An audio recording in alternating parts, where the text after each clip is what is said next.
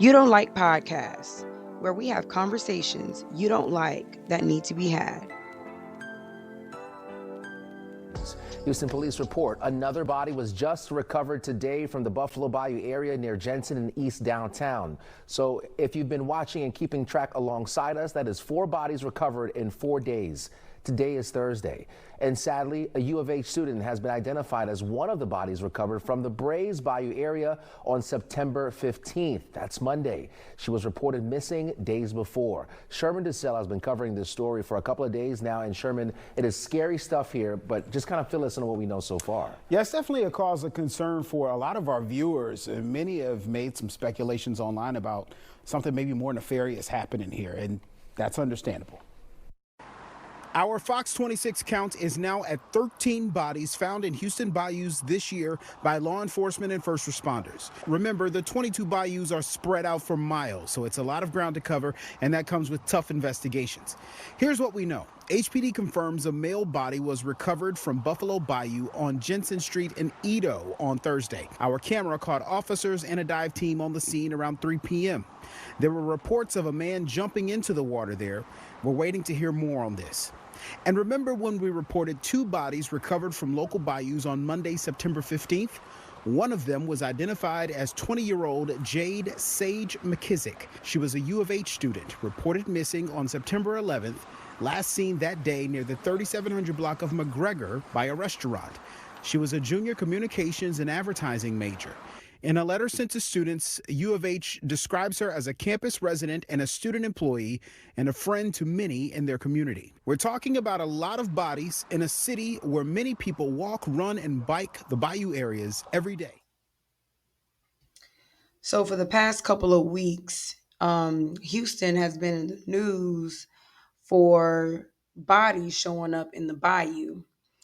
And so, as of right now, 15 bodies have been found in Houston area bayous. 6 were discovered in the last week. No evidence suggests foul play or a serial killer. And authorities urge the public not to jump to conclusions. As the investigation continues, officials stress the importance of waiting for verified facts.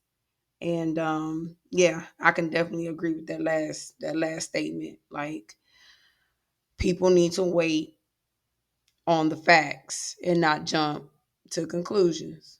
So, what you thinking about all this? Because I mean, it is pretty alarming. They didn't pull 15 bodies out of the bayou just within this year. I think it's gonna be a lot of bodies all over the city in the different bayous around the city. I think a lot of these big major cities and maybe smaller ones too have a lot of bodies in the rivers. There's a whole bunch of unsolved murders out here, and that's one of the go-to things in these cities is to dump them in the river.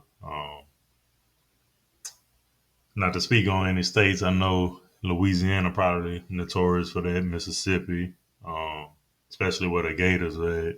I mean, it's been going on for a long time, so I'm not surprised. I don't think it's any per se serial killer, but I think they gonna be finding cars, anything in these waters. And it's not just Houston. It's a lot of these cities. So Yeah, I'm just thinking, when people commit crimes, especially, taking somebody off this earth, that they want to dump a body, they want to get rid of a body rather quickly. Rivers, bayous, lakes, like, dump the body in a body of water. And why all of a sudden now they're starting to discover these bodies, I don't know. I don't know if the water levels are down. I don't know if there's just a bad stench. I don't know what's going on. But to be honest, I'm not surprised. Like, I'm not surprised. Houston is a large city. Um, with every city there comes crime, and not trying to be funny, but when you live in a large city like that, crimes are being committed every day. You only have so many detectives to try to solve these cases. So a lot of this stuff, is getting not necessarily swept under the rug, but it's like, you have to wait for, it's a process. We got 100 cases before this next case, before we can even get to that case. So criminals know that. You know what I'm saying? They know that, I might actually can get away with this because it's just too much chaos going on. And like who gonna check me out? Who gonna check me? Who gonna find out what I did? So that's what I kind of think that that's what's going on. I definitely don't think that it's a one person is just committing a bunch of murders across the city and then now all these bodies is popping up. No, I don't think that. I think it is a collective of criminals, and the police aren't saying a lot, so we don't know how long these people were in the bayou. We don't know when these crimes actually occurred. um and also, everybody that they finding may not have been quote unquote taken off this earth. Somebody, they could have fell in there, could have been an accident. We don't know. But I will say this: people need to be careful.